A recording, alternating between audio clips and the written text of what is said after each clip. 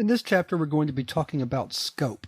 And scope refers to the context in which a variable or some other object's value is legitimate or valid or even visible. And sometimes it's hard to talk about scope without providing an example.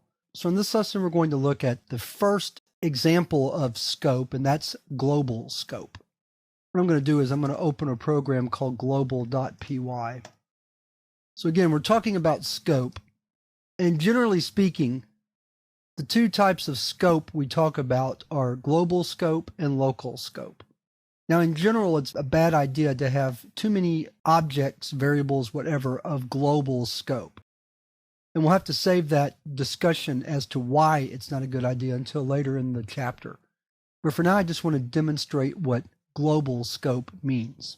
When we have a Python program and we declare a variable, at this level, we say that number has a global scope in relation to the rest of the program.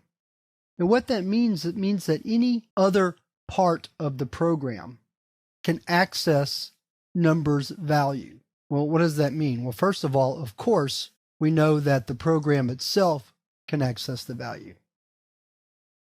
So when we run this program, we get the value 1. That we already understand. What that also means, though, is that if we define a function and make a call to the variable number from inside the function, like so, watch what happens.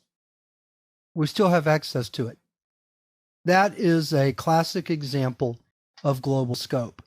What that means, again, is that once a variable is declared in the main part of a program, and by that I mean outside a function definition or a class definition, we'll talk about classes later in the course, then its visibility is throughout the program. So even though getNumber is a function that when we declare variables inside of it have the other type of scope, local, because number is declared in what we might term the global area, but just in the main program, then its visibility is anywhere. So we can access number from the main program, and we can also access number from a function call.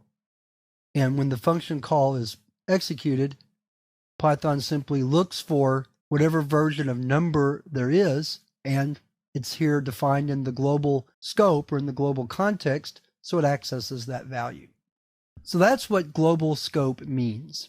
And we're going to end this lesson now, and I admit it's a fairly short lesson, but I wanted to keep these concepts of global and local scope separate. So now that you understand what global scope means, we're ready to move to the next lesson where we're going to talk about local scope.